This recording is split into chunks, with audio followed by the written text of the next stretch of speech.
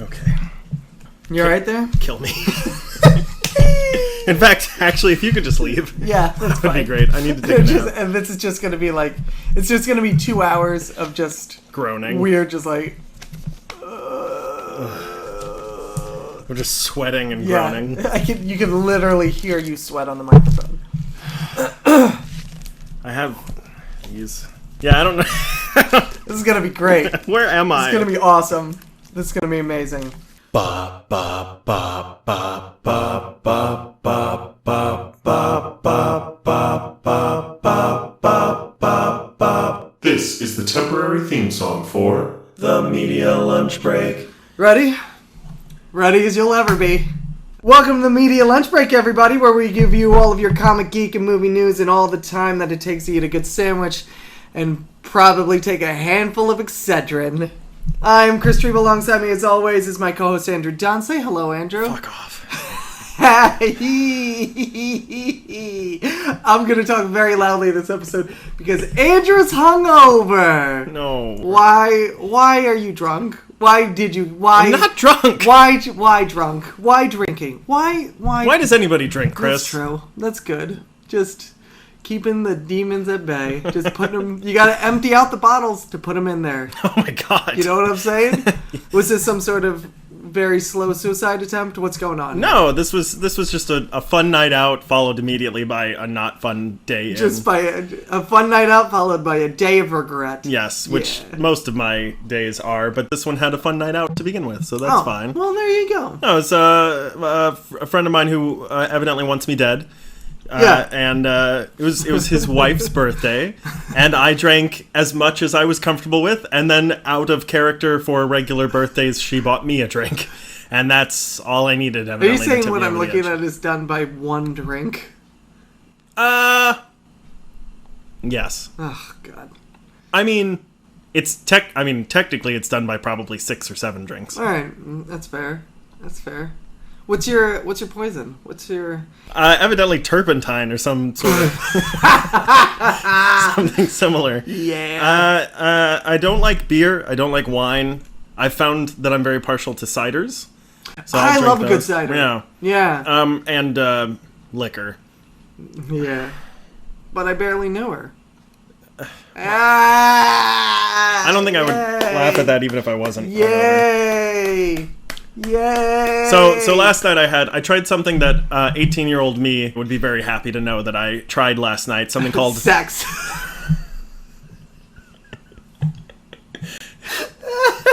You're so pleased with yourself. I'm so happy with myself. I'm so funny. Just pleased as punch. I'm so funny. That was a great joke, Chris. Oh man. No, it's something called brosé. Brosé? This is a real thing. Oh god! But it's does it come with a popped collar? I wish. No, it's a cider made from blueberries. Which, that sounds delightful. Doesn't actually, it? I'm sad I insulted it. It's awful.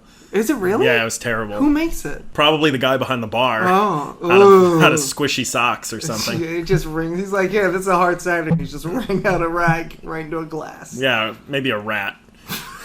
It wasn't very good, so I switched to Jameson. There you go. That's yeah.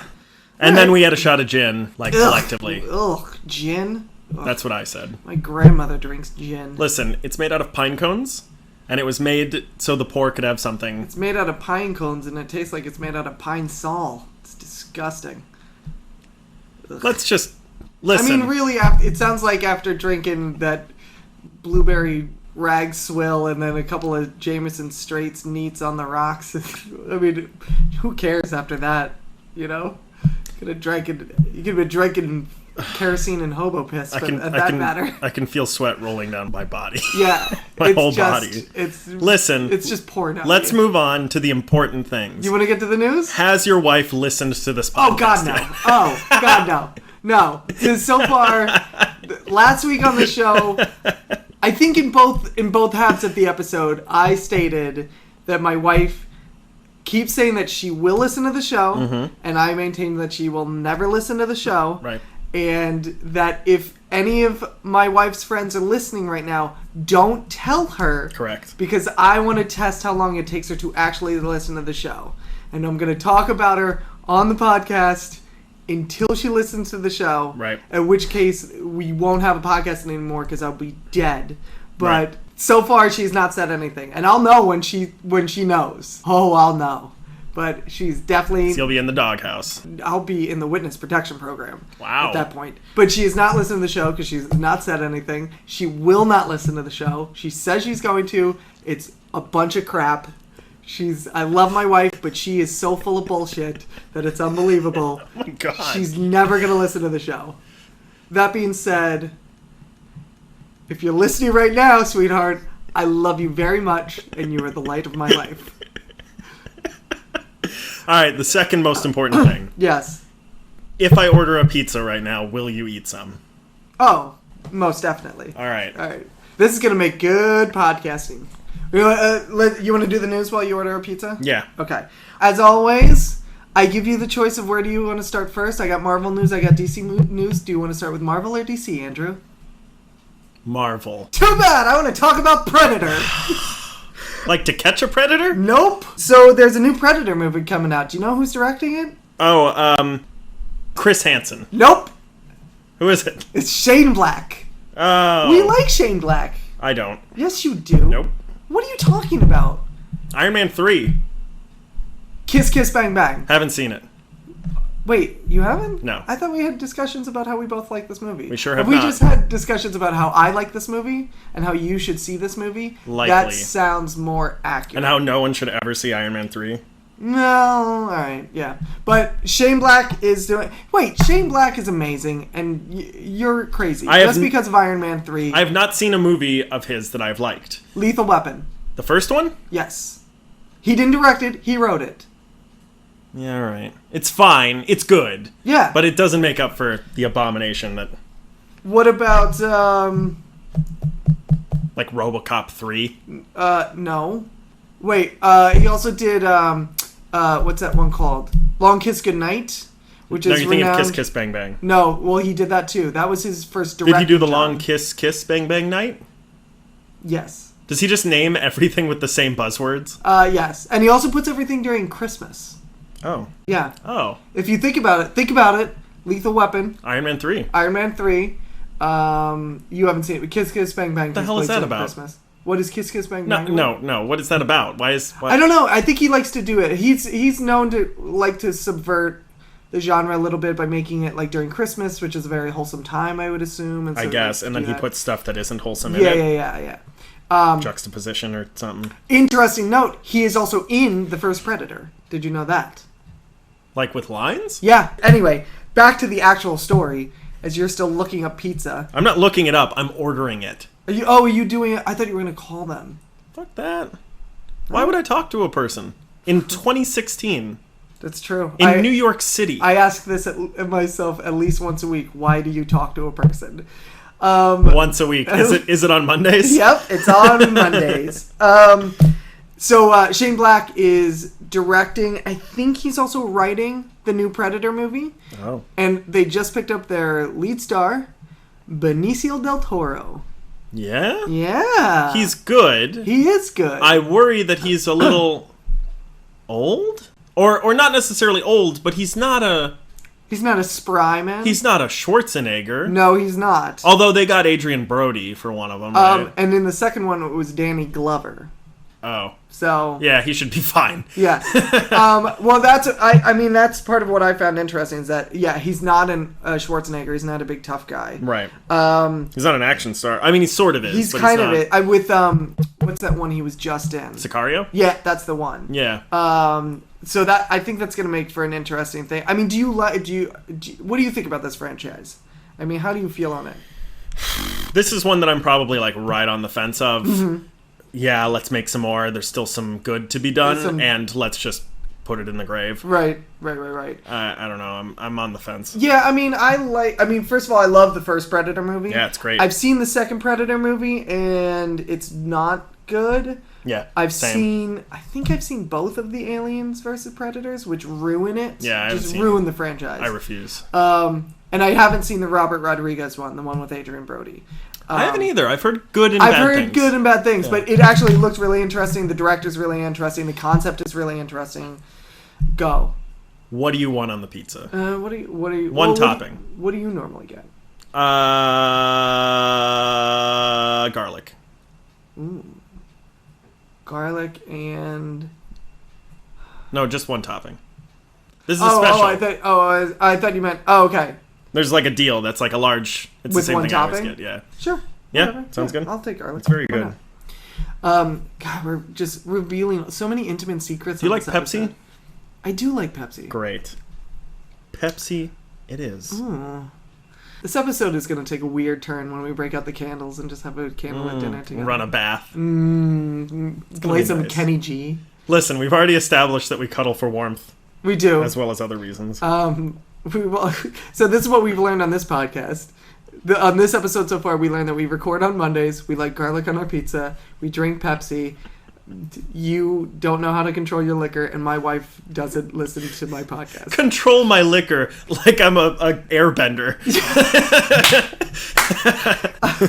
This is ridiculous. All right, so Benicio del Toro is going to be in the new movie. I think this is actually really good. I think this is a good fit. I think Shane Black is going to be really good for this franchise.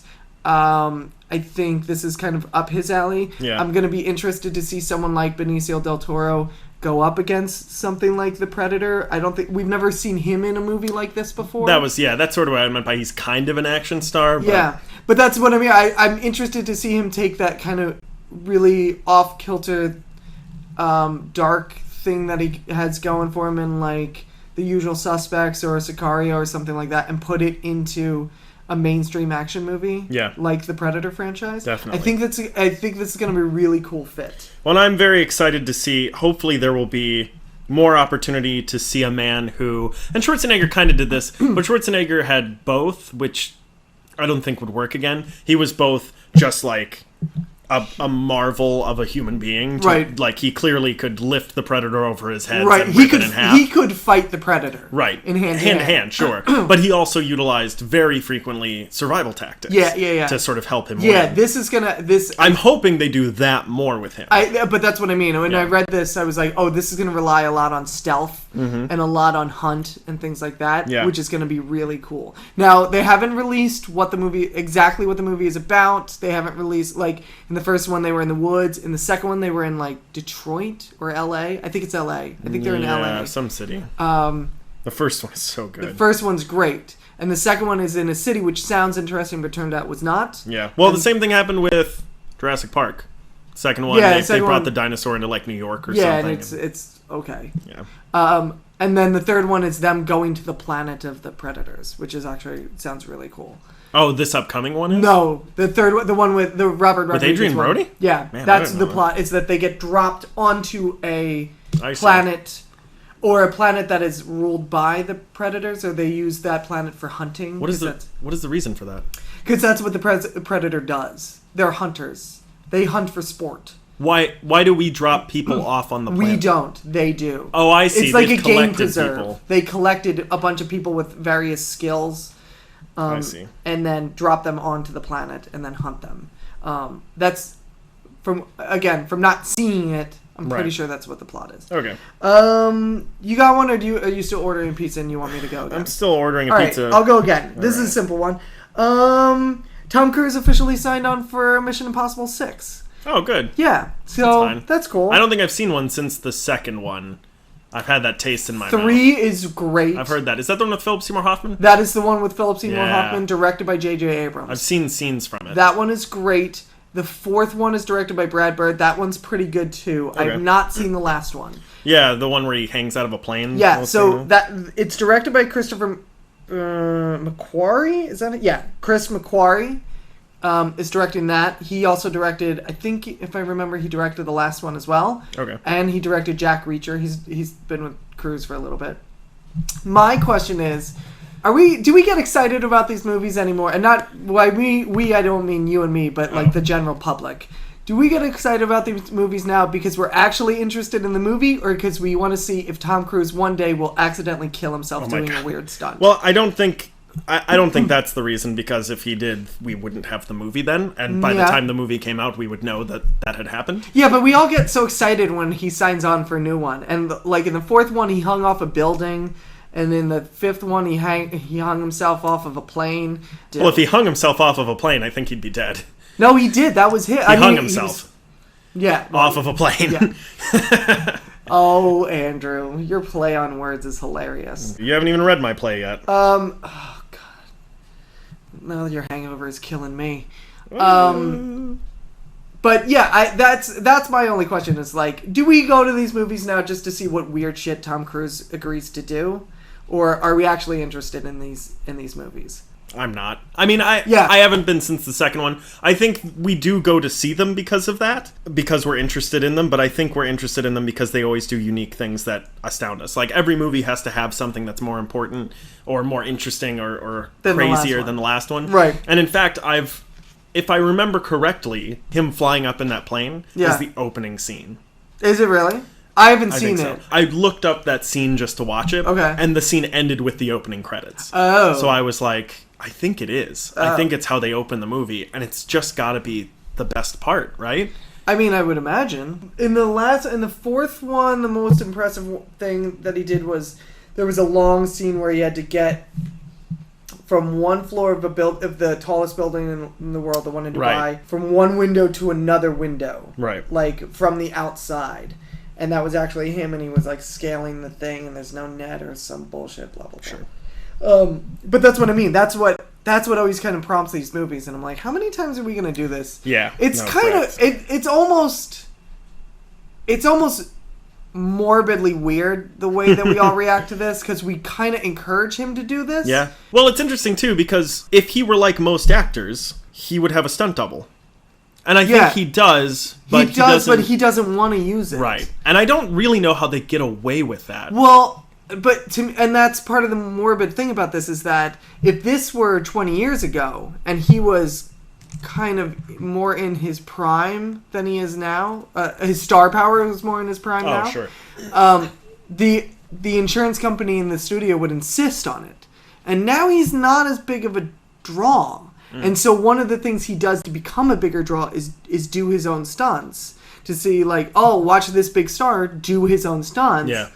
And we all kind of, like, encourage that. And and that's what I mean. It's like, eventually, we're going to get to, like, MI-10, and he's going to be doing some great, like, watch Tom Cruise re-enter the orbit in a spacesuit, and he just blows up in the sky, and we're like, oh...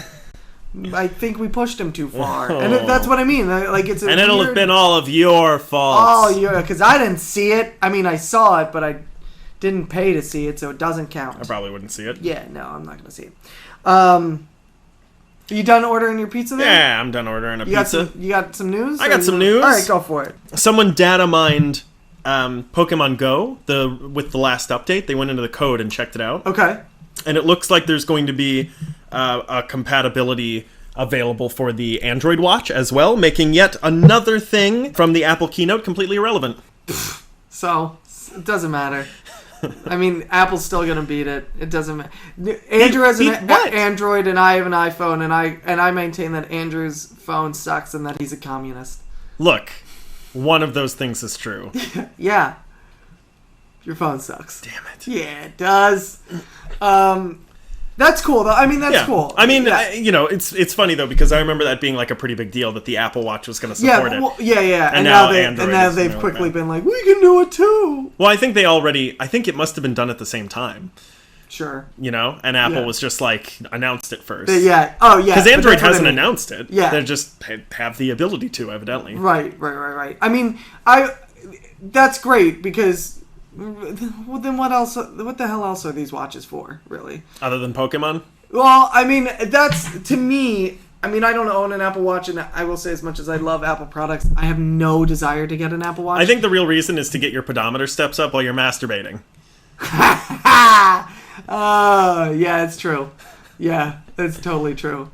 Yeah. I stayed home one Saturday afternoon and ran an entire mile.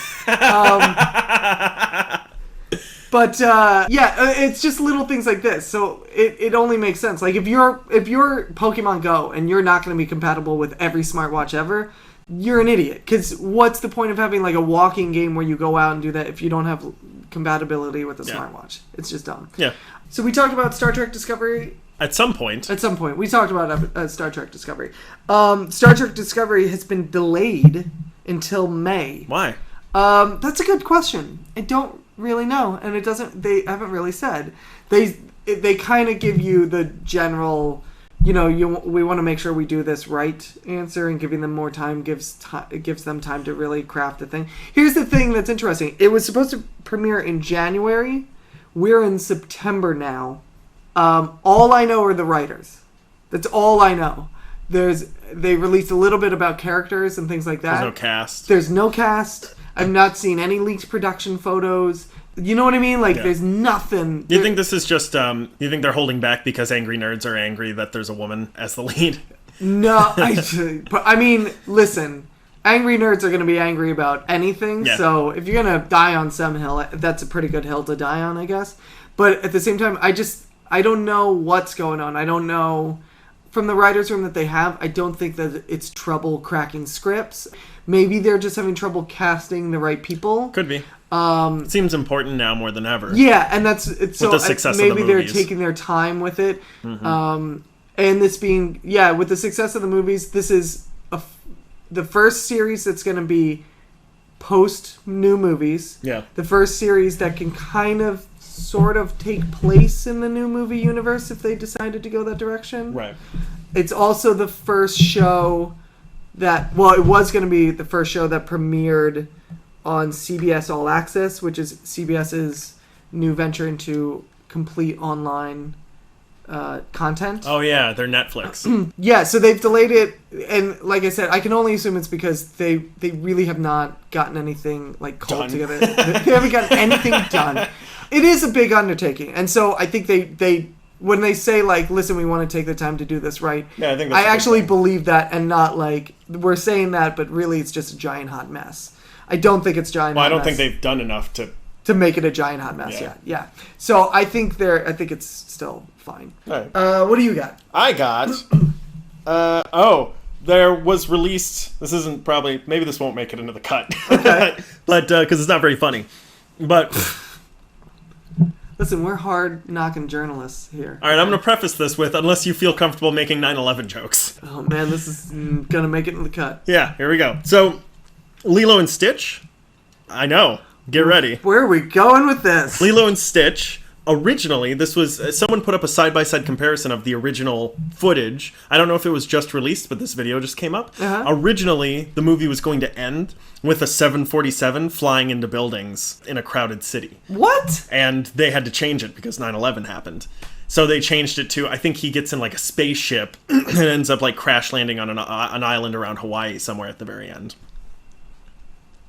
What? Yeah, that's a real thing. You can look up the footage on YouTube. Did you look it up? Yeah. Does it look? It's almost identical to the original, what was released, but instead of a spaceship, it's a 747, and instead of they're just tiny scenes cut out of there are a lot of reaction shots of civilians walking around a regular city. There's a guy crossing the street and he looks over and sees the plane coming. That sort of thing. Is this just still? This is drawings, finished. or is it? It's a finished it's a Disney movie. frames. Yeah. Really? Yeah. It looks like they finished it and had to just say, "Wait, we got to change everything at the last minute." Really? Yeah. Isn't that gnarly? That's craziness. Yeah. That's fascinating. I always find that stuff fascinating. Yeah. Things Well, yeah. Spider-Man did the same thing. Spider-Man. You can see that commercial online, and this is a really good commercial. That wasn't a commercial. It was in the. Oh, you mean the commercial that has the. Yeah, that has scene. that scene in it. Okay. Yeah. I was gonna say that was in the movie. Yeah. No, sorry. The way that I had heard about the scene in the movie is they were gonna put this in the trailer, and it never came out. So that's my. That's interesting. Next piece of news. That's fascinating. Yeah. Did you see the new Commissioner Gordon photo? I sure did. What did you think? I mean, it's hard to. I mean, there's barely anything. Right. There. You don't see a whole lot, but Yeah. what are your? Did you have any first impressions? Kind of let down that he's not super jacked in it.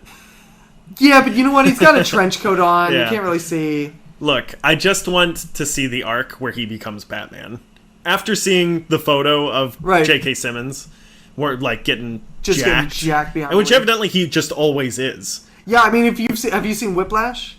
But even well before that. No, but I'm just saying, you can see guns and you can see it. I mean, I haven't seen Oz, but I'm sure. Yeah. He was in good shape for Oz. There's evidently he was interviewed about it, and people were like, "Oh, you're really getting into shape for Commissioner Gordon?" And he said, "Well, no, actually, I'm not. I have a personal trainer. This is my regular routine. Just what I do." He said there was one. He did a TV show, and he watched it, and he was like, "Man, look how unhealthy that guy is." And it was a character he didn't want to play, but he needed to for the money. Right. And it's like it was for like an overweight sort of side guy, right. With like a few lines, and right. he was like, "These are the parts I'm always going to get if I don't get into shape." Yeah. Right, so he got into shape and then vowed to himself that he would never get out of shape, and he's been working out and eating right ever since. Yeah, he's a pretty fit dude. Yeah.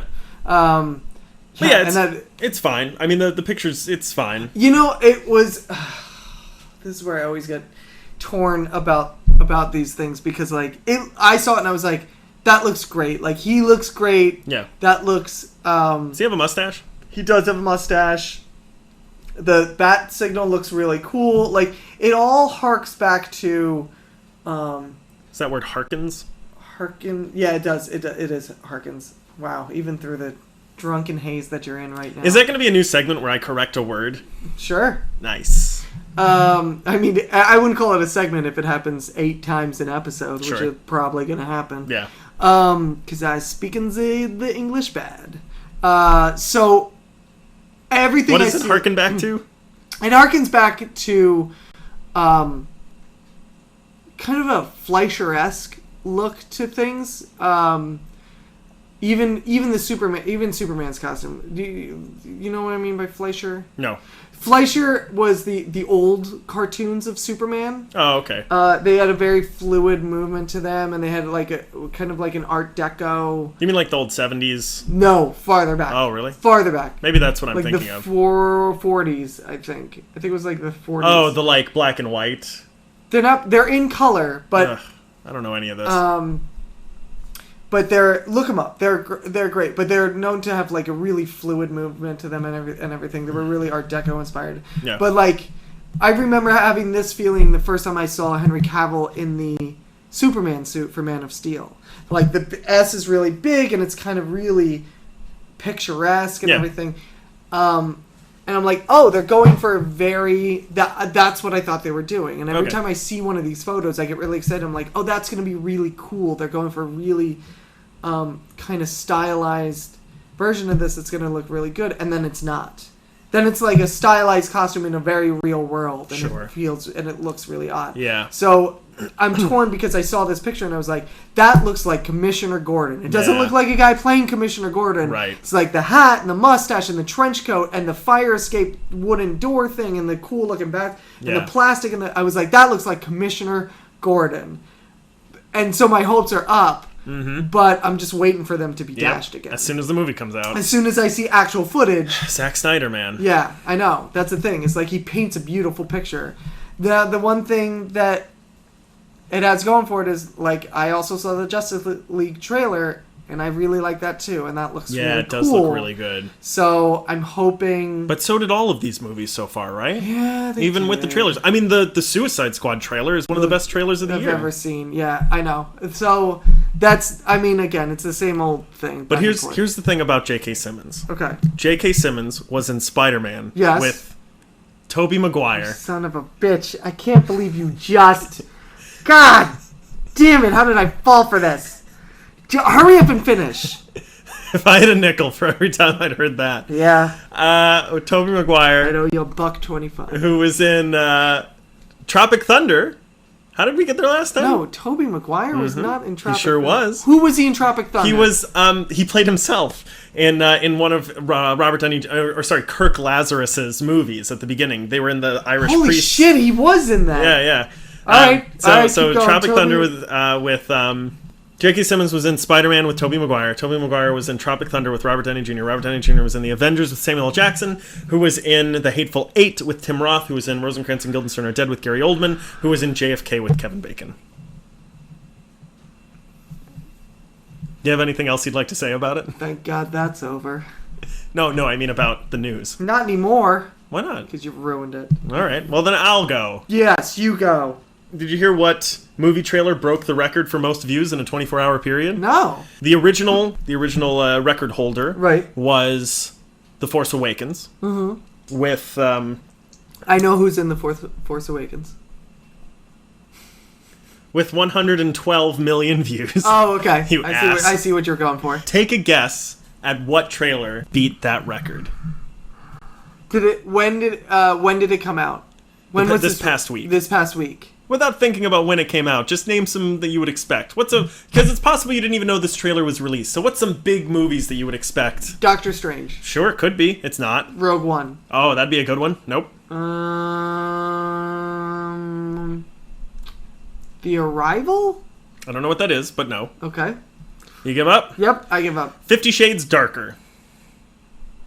Wait, that trailer came out? 50 Shades Shittier. Oh, Jesus. I mean, listen. I mean, we're dudes, so that movie is not for us. Absolutely not. This is not for unacceptable. us. It's not for humans. It's not for people with eyeballs and ear holes.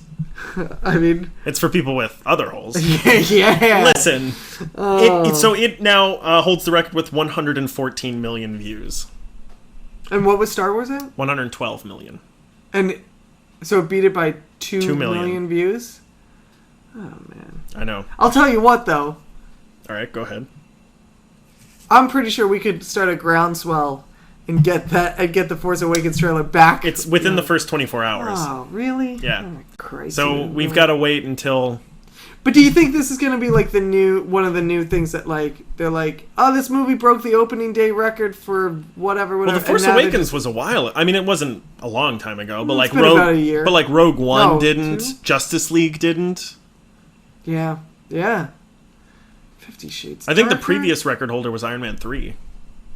How? Why? How? Why? Why? Why Iron Man 3 or why 50 Shades No, Darker? why 50 Shades Darker? Horn dogs? I guess so.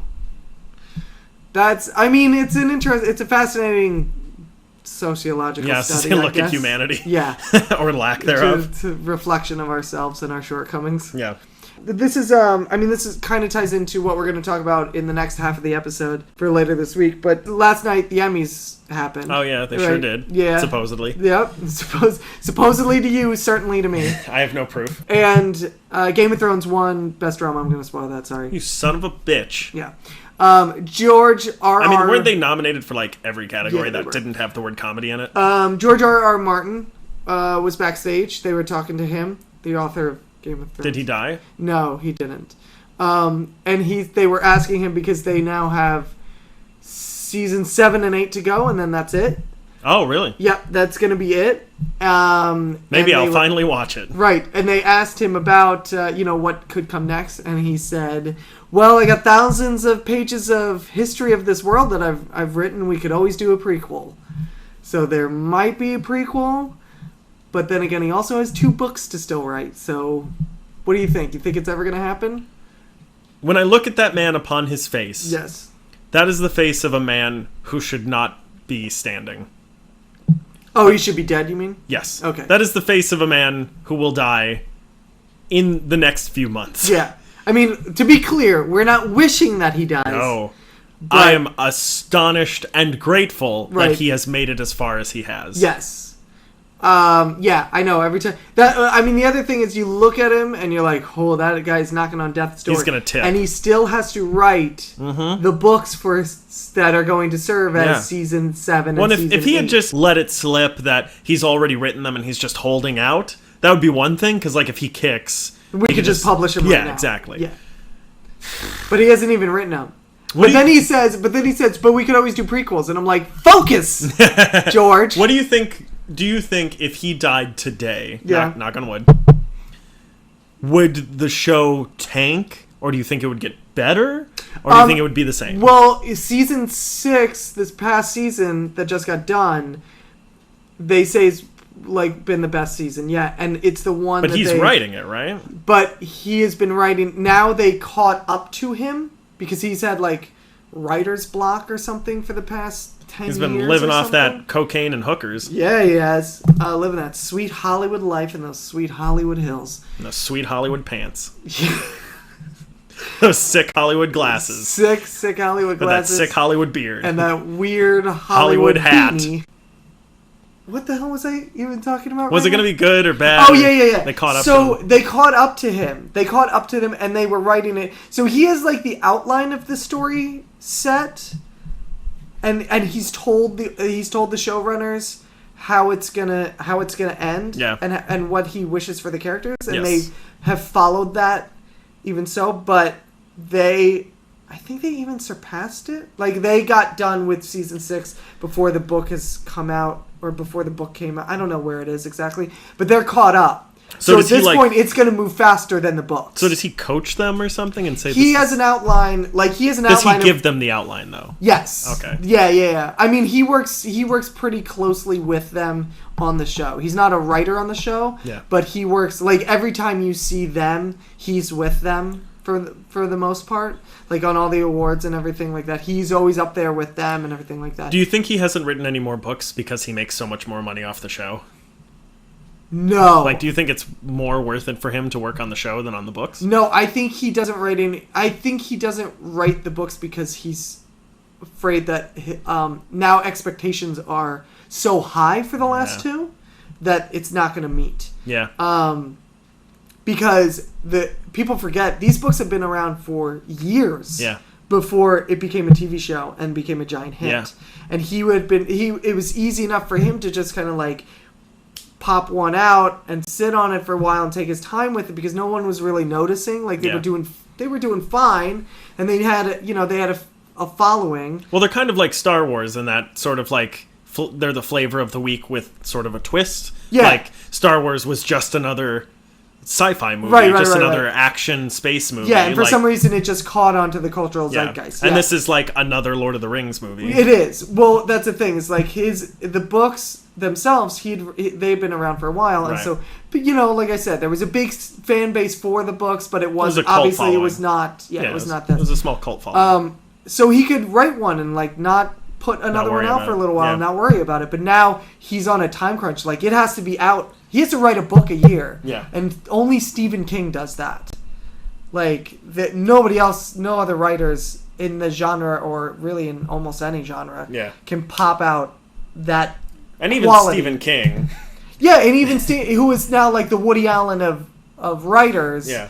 Like, there's always there's one really good one, and then there's one that's like pretty good. This one's about a stool. Yeah, this one, yeah. It's just like whatever kind of pops into his head, and then every once in a while someone's like, "This is brilliant," and then the next one they're like, "I mean, the next one will be fine, so just read this one anyway."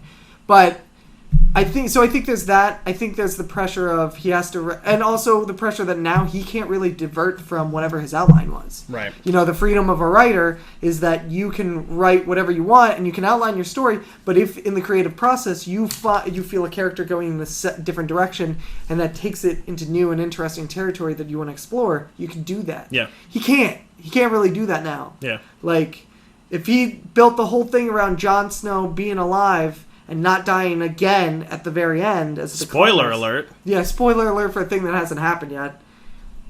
Well, you said again.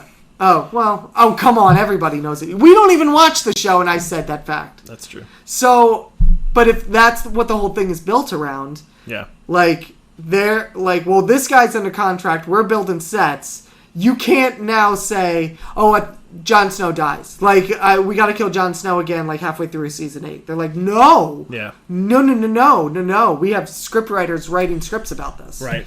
So there's a whole added pressure to it, which I think is like, I mean, but I thought that was interesting. Like, they want to do a prequel, and I'm like, we haven't even finished. Let's finish one thing first. Yeah. No, that's a good call. Yeah. And they say, season 7 and 8 are going to be bigger and badder than ever, which basically to me is code for them saying, we read the internet, and if we find you like a character, we're going to kill him. Just to let you know, everybody. Bryan Cranston wants to play Mr. Sinister. And I support Bryan Cranston wanting to play Mr. Anybody he wants. Yeah, same. So he wants to play Mr. Sinister. He was quoted a while ago as saying that he would really like to play he said an original character, right? But I guess what he meant was a character that just hasn't been played yet. Right. Yeah. Evidently, he had been offered the role of Commissioner Gordon, and he turned it down. Because, well, he's done the voice for Commissioner Gordon. Right. Yeah. Yeah, but he turned it down because there are so many other versions that he wouldn't want to be compared to that. But when it was announced that Mr. Sinister was going to be an Old Man Logan, probably, or at least Wolverine 3. He said, see, that's the kind of character I'd really like to play. And depending on who you ask, it has or it hasn't been cast yet. It looks like it's going to be an actor by the name of Richard E. Grant. I I gotta look up a picture. Because that name sounds familiar to me. don't know who it is. But he's been cast as a character, and people are believing that character is Mr. Sinister. Mr. Sinister is a character who traditionally in the comics was created by Apocalypse. Obviously, that's... Wait, nope. Apocalypse? Oh, no, I'm sorry. I'm in DC mode. I'm thinking of Apocalypse, the planet. You're talking about Apocalypse, the X-Men character. Yes. Okay, go on. It's created by Darkseid. No, he was created by Apocalypse. Apocalypse needed like another version of himself, basically, so he just found this guy and gave him a bunch of powers. You said Robert E. Grant? Yes. Richard E. Grant. Oh, okay. Did I say Robert? You said Robert. Or you might have said Richard. I mean, there's no way to know. It's not like we're recording this or anything. Bryan Cranston wants to play Mr. Sinister, but it's probably, depending on who you ask. I know this guy. Oh, okay. I do know this guy. Yeah. How do I know this guy? I've seen him and stuff. I'm trying to think what I know him best from. Keep going. Keep talking. So, what do you think are the odds if he doesn't get cast as Mr. Sinister? Uh-huh. That's what I know him from. Okay, he was in Downton Abbey. He's British, so he had to have been in Downton Abbey. Makes sense. He's in Downton Abbey. If he is not offered the role of Mr. Sinister, I think that vastly increases his chances of being scooped up by DC or Marvel instead of Fox for X-Men, right? Yes, I think so too. Because if just logistics, like Fox only has X-Men and Deadpool and Fantastic Four. Yeah. Well, which they're not going to do for a while. They're not going to do Fantastic Four for a while. Deadpool, I don't see him fitting in anything in Deadpool.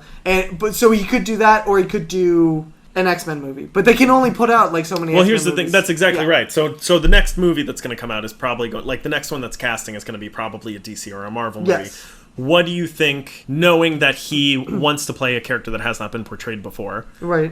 What character do you think he would or should play? Okay. What he would play, I could see him... I don't know what character, but I could see him popping up in a Green Lantern Corps somewhere down the line, because they'll probably... Think he'd be one of the Guardians? You know what? He could be all of the Guardians if you think about it. Yeah. They just have him play all of the Guardians. That'd be a good idea. I'm trying to think of a really good DC person. You know who he should play, and it'll never happen, is Reed Richards. I think he'd make a great Reed Richards. Yeah? Yeah, I think he'd make a really good Reed Richards. I think he's a little old for it. But that's what I think is the beauty of it. Yeah. Is that you have this patriarch... Because Reed Richards is always portrayed in the comics as like a patriarch of the heroes. And I think that's what you need now. Because you're always casting young. Except for the one time you didn't cast young, which was Robert Downey Jr. Look how that worked out. Yeah. But, we have Logan in the X-Men, who is like one patriarch figure in that universe. Yeah. And then you have no one else. Right. Really. I mean, that's Professor true. X, but yeah. You know what I mean? So let's give that universe something else. Something to anchor it. No, it's a good call. You have Logan, who is so... Anyway, you know what? We can talk... Because we're going to talk about Old Man Logan in a little bit. Oh, yeah. I was going to say also... that he would be great as basically anyone in an Old Man Logan, right? Like as maybe an as older old X-Men. Anybody, yeah.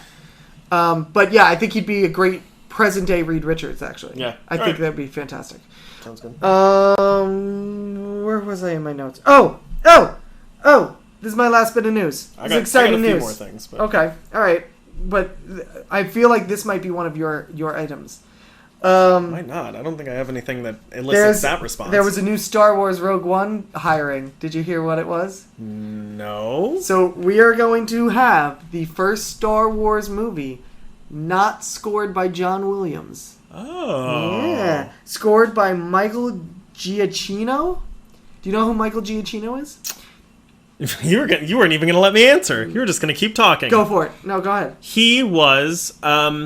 the actor who portrayed Barney in Barney and Friends. Yes, that is absolutely correct. Good job. Thank you. Yeah, he's going in a different... No! He, Where's my pizza? He's I would say he's the closest modern-day composer to John Williams. Oh, really? That makes sense. He scored Lost. Okay. The show Lost. Yeah. I'm trying to think, because now I cannot... for the life of me think of one of his credits, even though I know his name through... Oh, he scored Ratatouille. Oh, okay. He scored a lot of the Pixar movies. Sure. Up. So Up, that famous the piano music. Yeah. That's him. Oh, he composed Star Trek. What? The new ones. Oh, okay. All of them? I believe so. Jurassic World. Oh, wow. Tomorrowland. Okay. Yeah. Wow. The new Planet of the Apes movies. It's got quite a roster. Yeah. He's great. Yes, he did. So that famous Star Trek theme that they have now, the French horn one, that's him. All right. Nice. So he's going to be doing Rogue One, which I think is pitch perfect, pun intended, of a hiring, because he is someone who's very he creates very identifiable themes. The same way that John Williams creates themes that become characters themselves. Mm-hmm. He can do this. Okay. So I think this is going to be good, and I think it fits. They've played music in the trailers for Rogue One that I imagine are his. They might or might not be, because they're just variations on the John Williams themes. Oh, that's if you true. Listen to them. That's true. Which I would imagine he's going to incorporate in some way. Sure. But he's very good at taking those things and just morphing them to a totally different animal. Yeah. So that's really exciting. Oh, I did skip over. Whatever. Anyway, go on. Yeah. So that's good. Sorry, I just realized I skipped over one of my news items, which I could come back to later.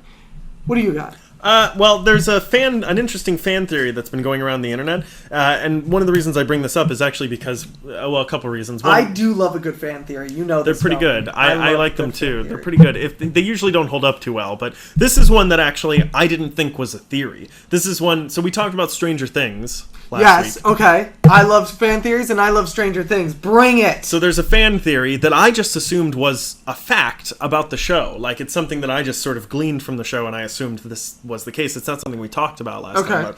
But, the theory is that the Demogorgon and 11 are the same person. Or at least that they are one and the same.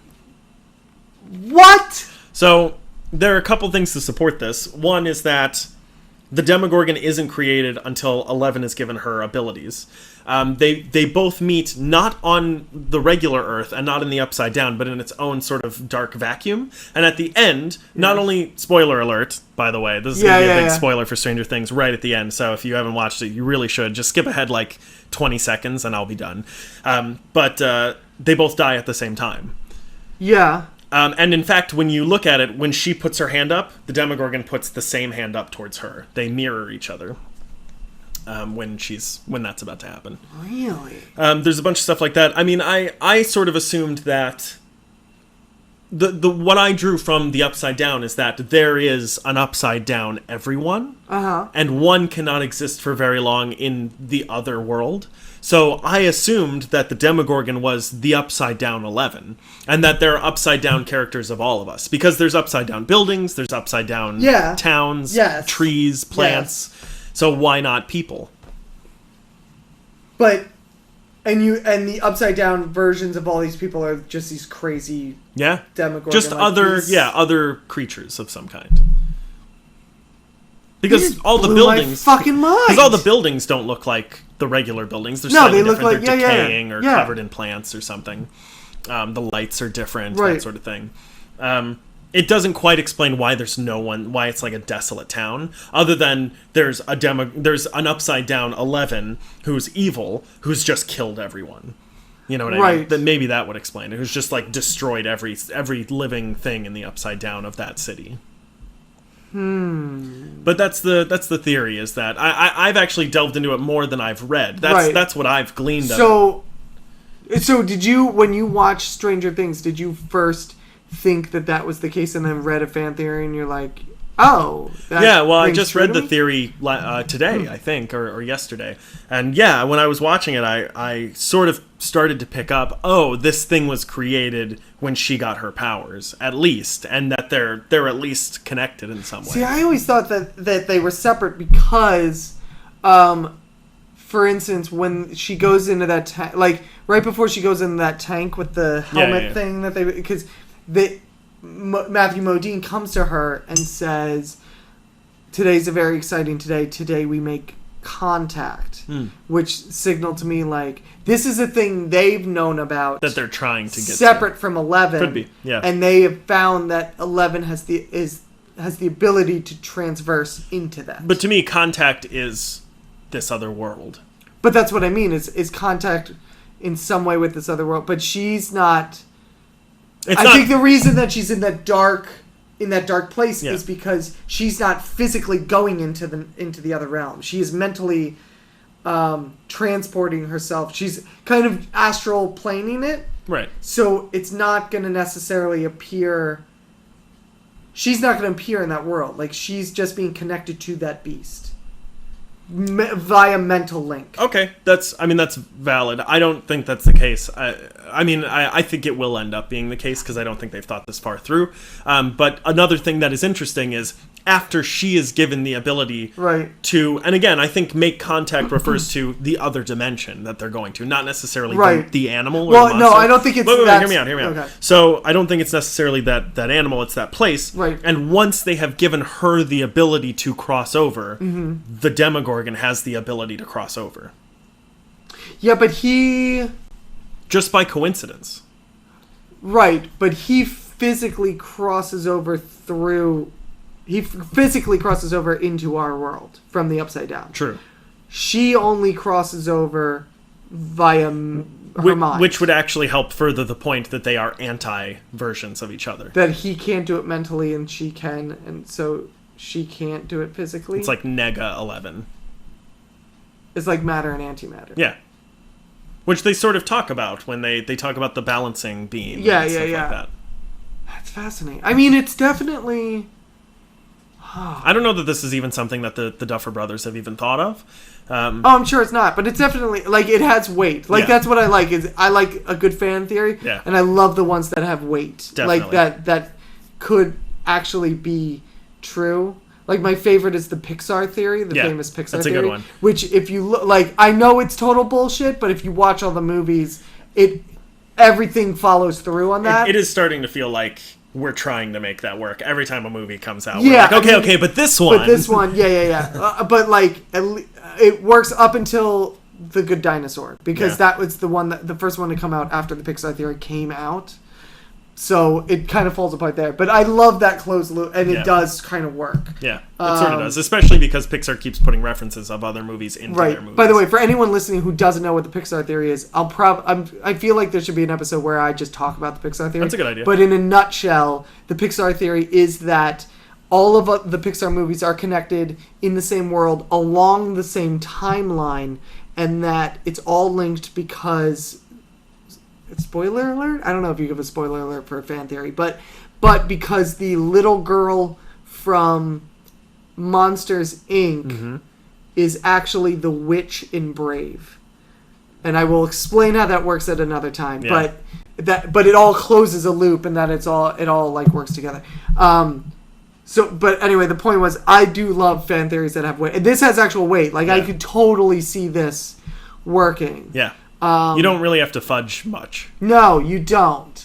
And it's one of those things where, like, if you choose not to believe it, the show is still as much fun. Yeah. And if you choose to believe it, it makes it more fun. Yeah. So I'm all for that. I like that theory. I don't know if I believe it, but I do like it a lot. Yeah, it's a good one. What's your other thing? The thing that I skipped. Spawn. Todd MacFarlane, in an interview, I think this past week, said that he announced on Facebook a little while ago that he had finished a new Spawn script for a movie. And that this one would be, quote, darker and R-rated. Wasn't the last one R-rated? No, it was PG-13. Really? Yeah. That seems like an odd choice. Explains a lot of why it didn't do well. Well, especially with creepy Danny DeVito. I can't imagine that creepy Danny DeVito. That was not Danny DeVito. John Leguizamo. Yep, that's the one. No, you're thinking of Batman Returns. No, I'm still thinking that's Danny DeVito. Oh, in spirit. The character is Danny DeVito. Yeah, no, that makes sense. So he also said it's not going to be a sequel. It's going to be a reboot, which is makes for sense. The best. Yeah, it's like 20 years ago. But here's the thing: is like he came out and he's like, "Yeah, this is going to be darker. It's going to be R-rated. It's going to be awesome." There's no studio attached to it. There's no release date. There's no cast. There's no nothing. So for all we know, Todd MacFarlane is just talking out his ass. I think apparently he's had this script for like a while. Look, or he's been like working on the script for a while. After that last movie, I remember it just being really bad. I was very young. I saw it in theaters. Yeah. And I was very young, but I remember walking out of that going, what? Probably John Leguizamo's best role when you consider, like, how far of a stretch it was for him to play Martin the Sheen in that? I have no memory of that. I think he is. Ooh. Pizza's here. Probably. I'm not gonna even pause it. You're all gonna live with us getting pizza. If you're listening out there, get yourself some pizza. Get a nice pizza and some cold Pepsi, and you can join. Oh, you took my pen again. Oh, that's true. I am about to get pizza. Are we gonna edit this out? Or are we not gonna edit this out? That's really the question. You know what? If we didn't edit this out, just fast forward. I mean, who gives a shit? Really? You get the podcast for free, so you know, you get what you pay for. I'm just talking to them. What do they say? Did he only give you Pepsi? Maybe. Oh, Do you cool. want something else? No, that's good. I ordered pizza from a Pepsi place. Oh, nice. What's your yeah, that's all I had. What's this was Spawn script that may or may never happen. There you go. But what I was going to say is that I can't imagine, like, I don't blame any studio for not being like, Spawn, yeah. Yeah, I know. There's not, I mean, the character, that movie happened when Spawn was at its hottest. Yeah. Like, that was the flavor of the year, that year. Well, and we keep seeing, like, I'm a little surprised that someone didn't go, dark R-rated superhero movie, yeah, we'll give you all the money you want. Yeah, I'm surprised about that. But at the same time, Batman vs. Superman was a much darker version, and people didn't like it. So. Well, what I'll say, I mean, Spawn does seem like a natural fit for a darker R-rated version of it. What I think is, I don't know, I can't even tell you who owns Spawn, what studio owns the rights to Spawn. Like, Fox... If any. Fox has Deadpool, and it took a lot of pushing to get them into it, but once they got pushed into it, they're like, we're Fox, we can give money for this. I don't think any company owns... Yeah, I don't know who owns the movie rights, I think it's Todd MacFarlane. Does he own it I think so, because you would have to keep making the movies in order to keep the rights, and we've had, four shitty Fantastic Four movies. He's like, I could make a dark R-rated movie, and who wants to pony up the dough, and everybody's like, I don't know. Yeah, I could see, Lionsgate being like, I'll give you 10,000 for it. Yeah, Lionsgate could probably actually do that really well. Yeah. They do all the Saw movies, and they do dark and gritty really well. And, what are those movies? Hunger Games? Yep. Yeah, so there you go. So they can do big budget, and they can do dark. Yeah. And combine those two, and that's two great tastes that taste great together. I've got, 4 more that I'm going to try and rattle them off, run through. We're hungry. Yeah. Superman, supposedly, depending on if you believe Henry Cavill's agent, has a sequel.